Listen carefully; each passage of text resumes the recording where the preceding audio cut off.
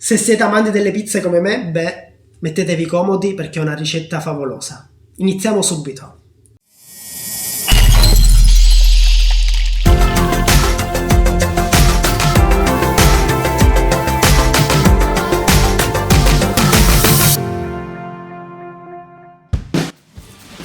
Benvenuti e bentornati su Pronto e Servito, il mio canale amatoriale di cucina dove potete trovare tante ricette facili e veloci. Oggi andremo a realizzare la vera pizza napoletana ma fatta a casa. Questa ricetta l'ho rubata, se così si può dire, da un famoso pizzaiolo napoletano che tempo fa ha fatto dei video dove mostrava come faceva le sue pizze nella sua pizzeria. E allora ho voluto replicare il suo procedimento e ho ottenuto degli ottimi risultati. Per questo ve la voglio riproporre. Per chi fosse interessato su chi fosse questo famoso pizzaiolo napoletano, vi dico che è Salvatore Lionillo. Anche lui carica dei video su YouTube, quindi potete anche cercarlo. Ma adesso andiamo a vedere gli ingredienti che ci occorrono e poi il procedimento, mi raccomando.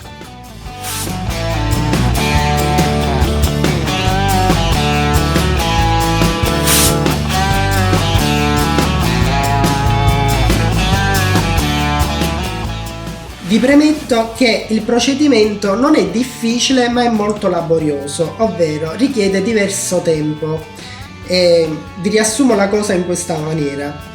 Allora, nel primo giorno creeremo la biga, dopodiché la lasceremo riposare tra le 16 e le 24 ore, all'indomani la riprenderemo e la andremo ad aggiungere all'impasto finale, cioè alla chiusura dell'impasto.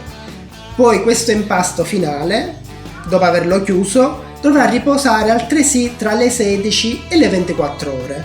Dopodiché il giorno successivo possiamo finalmente preparare e gustarci le nostre pizze. Allora, io la mia biga l'ho preparata ieri ed è qua.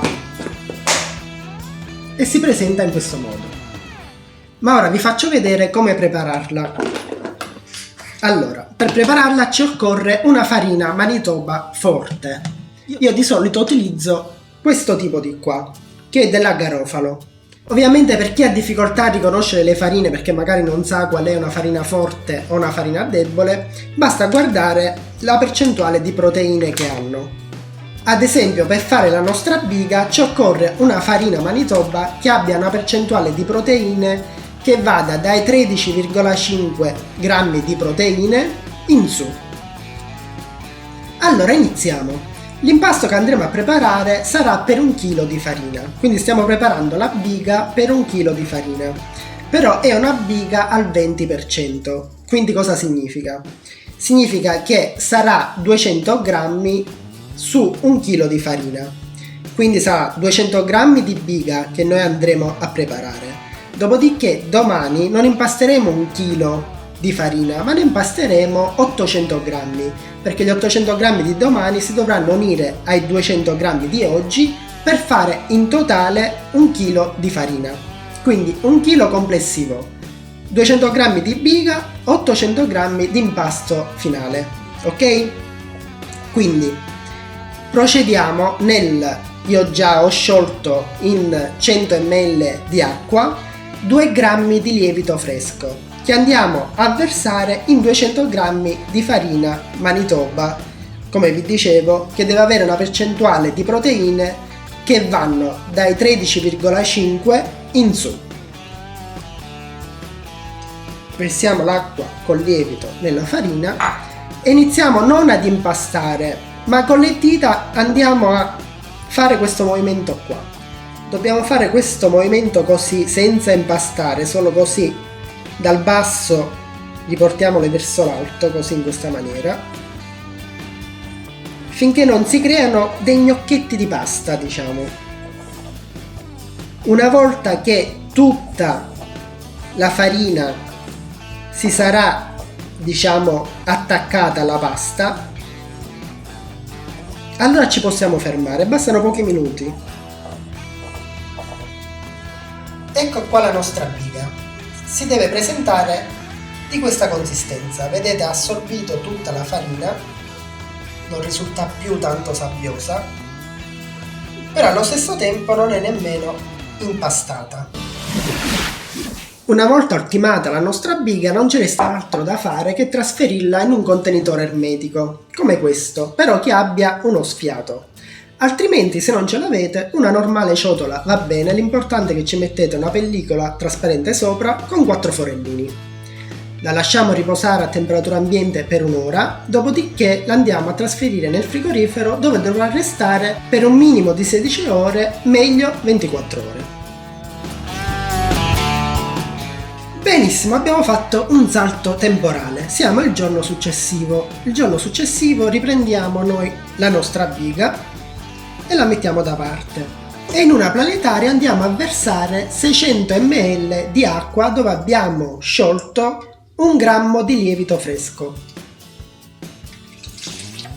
L'acqua non l'andremo a versare tutta, ma ne verseremo solo un 70%. L'altra la lasciamo da parte che la andiamo a versare a filo a poco man mano che l'impasto si andrà ad amalgamare. Dopodiché andiamo ad aggiungere la nostra biga. La prendiamo e la andiamo a sminuzzare nell'acqua. La biga, essendo che non è stata impastata, non lievita, ma macera.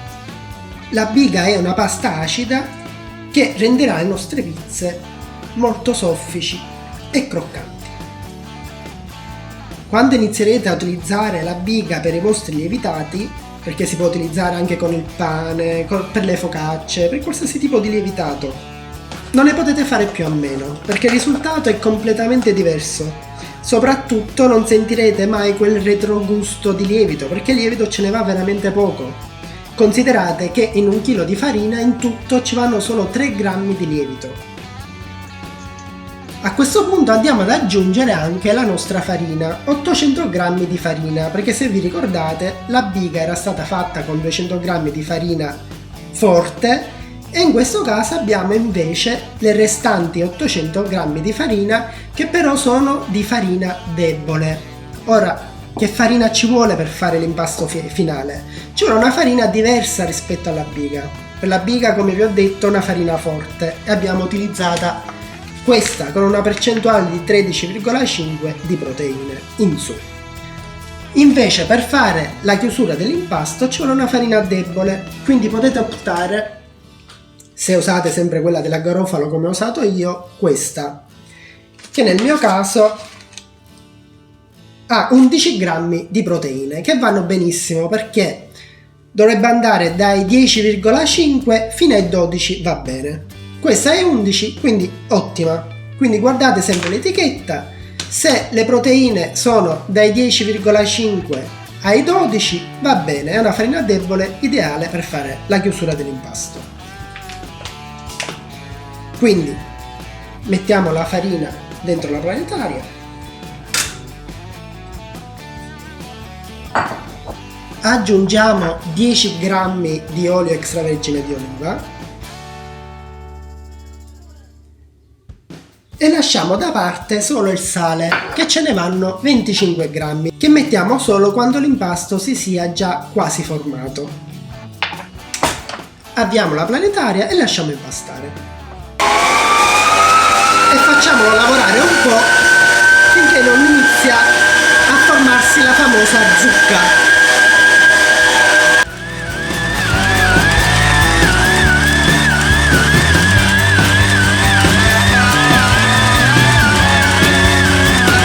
Una volta si sarà formato il famoso zuccotto, non dobbiamo fare altro che aggiungere a poco il sale.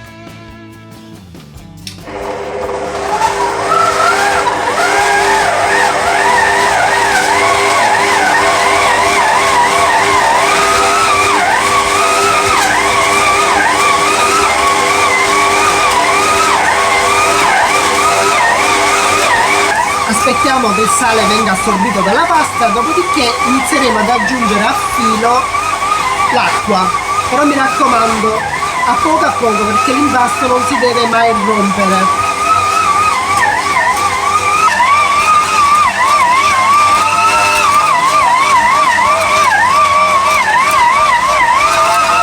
Una volta che il sale si sarà completamente assorbito nella pasta, dobbiamo inserire all'interno dell'impasto a filo l'acqua che ci è rimasta.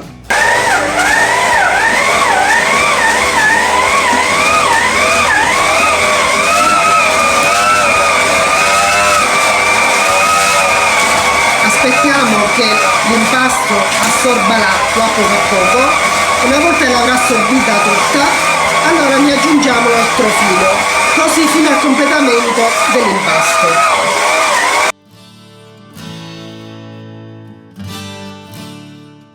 Man mano che andiamo ad inserire l'acqua a filo nell'impasto, noterete che l'impasto andrà via via diventando sempre più molle. Ma non vi dovete preoccupare, perché questo impasto è un impasto con il 70% di idratazione. Cosa significa? Significa che su un chilo di farina il 70% è acqua. Infatti noi abbiamo messo in totale tra biga e impasto di chiusura 700 ml di acqua, 600 ml adesso e 100 ml nella biga di ieri. Ok? Bene, una volta inserita tutta l'acqua, l'impasto risulterà, come vi dicevo, parecchio molle. Però se avete fatto un buon lavoro, nonostante è molle, quando lavorerà nella planetaria, lascerà le pareti della planetaria pulite. Questo significa che la maglia glutinica si è formata. A questo punto usciamo l'impasto dalla planetaria e lo perliamo. Mettiamo un po' di olio in una superficie, in modo che la pasta non si attacchi. Dopodiché ci ungiamo anche le mani, in modo che non si attacchi nemmeno alle nostre mani. Usciamo l'impasto. Vedete, l'impasto risulterà parecchio molle, ma non vi preoccupate perché è stato fatto così di proposito. A questo punto facciamo qualche piega, che le pieghe aiuteranno la lievitazione, quindi prima da un verso, poi dall'altro, poi ancora di un verso e poi alla fine come se la rotoliamo su se stessa in questa maniera qua. Dopodiché lo perliamo. Questo termine significa proprio questo, creare una palla con l'impasto. Vedete com'è venuto bello il nostro impasto? La maglia glutinica si è formata, quindi a questo punto lo possiamo riporre in una terrina e lo lasciamo riposare per un'ora a temperatura ambiente, dopodiché lo andiamo a riporre nel frigorifero dove dovrà restare per 24 ore. Quindi noi facciamo un altro salto temporale e noi ci vediamo domani. Ah, dimenticavo, ovviamente va ricoperto con la pellicola. Sono trascorse 24 ore e il nostro impasto è ben lievitato. Vedete? Adesso tiriamo fuori l'impasto, creiamo le nostre palline per poi formare le nostre pizze. Mettiamo un po' di farina di semola di grano duro sul banco di lavoro e tiriamo fuori l'impasto.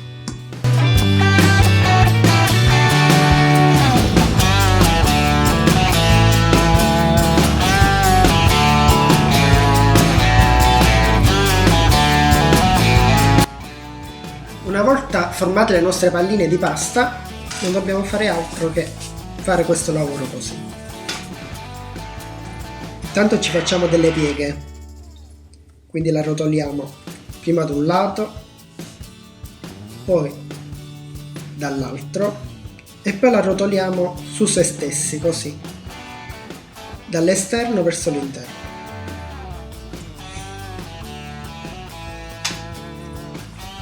E infine gli diamo con questo movimento la forma a pallina. Ecco fatto. Lo mettiamo da parte e li lasciamo ancora lievitare per altre 4 ore, dopodiché sono pronte per essere spianate, condite e cotte. Ricapitolando, l'impasto va uscito fuori dal frigorifero almeno 4 ore prima della preparazione delle pizze, perché appunto le nostre palline di pasta devono lievitare ancora per altre 4 ore prima di essere pronte.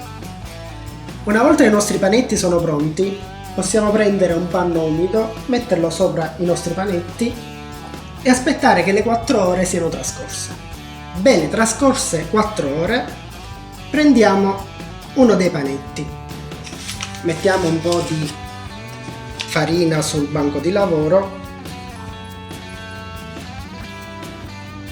prendiamo un panetto, cospargiamo di farina anche sopra affinché non ci attacchiamo le mani e delicatamente spingiamo la pasta in questa maniera, dall'interno verso l'esterno. Un'altra cosa importante per realizzare le nostre pizze è la presenza di un fornetto come questo, un fornetto per pizza.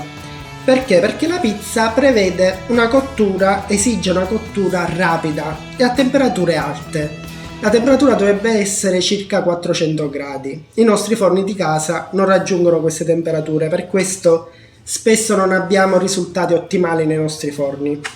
Quindi vi consiglio un fornetto di questi, dove la pizza, per cuocere una singola pizza, impiega circa 3-4 minuti. Anzi, se siete interessati all'acquisto di un fornetto come questo, vi lascio giù in descrizione il link Amazon dove l'ho acquistato io. Mettiamo un po' di farina su queste palette e la pizza la adagiamo qui, così è pronta poi per essere portata sul forno.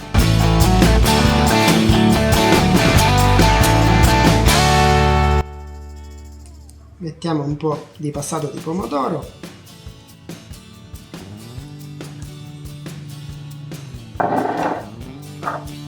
un bocconcino di mozzarella, fior di latte,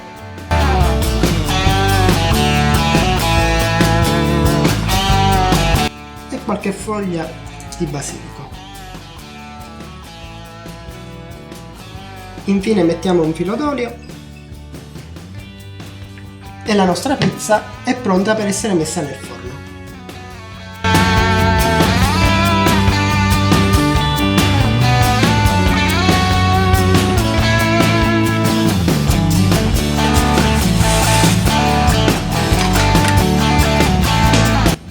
Quattro 5 minuti e la nostra pizza è pronta. Ovviamente ogni tanto diamo un'occhiata e se necessario diamo una girata alla pizza.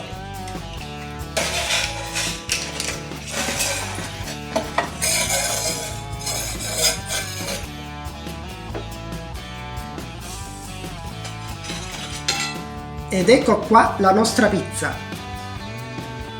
Adesso vi faccio vedere anche all'interno com'è ben lievitata.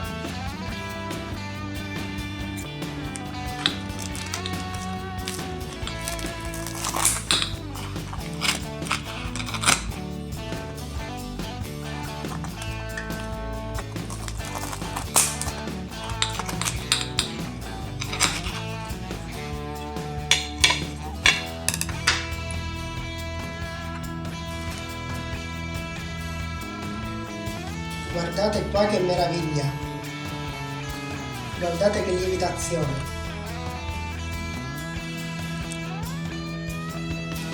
Croccante fuori e sofficissima dentro, una nuvola. Cari amici, cosa vi posso aggiungere ancora? Credo che le immagini parlano chiaro. L'impasto è ottimo, la pizza squisita, quindi biga tutta la vita. E anche questo è un pronto e servito. Alla prossima ricetta, ciao! Grazie per aver guardato questo video fino alla fine. Se il video è stato di tuo gradimento, ricordati di lasciarmi un like che mi aiuterà a capire che il video ti è piaciuto. Se non sei ancora iscritto al canale, invece, schiaccia il pulsante giù iscriviti e la campanellina. Noi ci vediamo in un prossimo video e in una prossima ricetta. Ciao!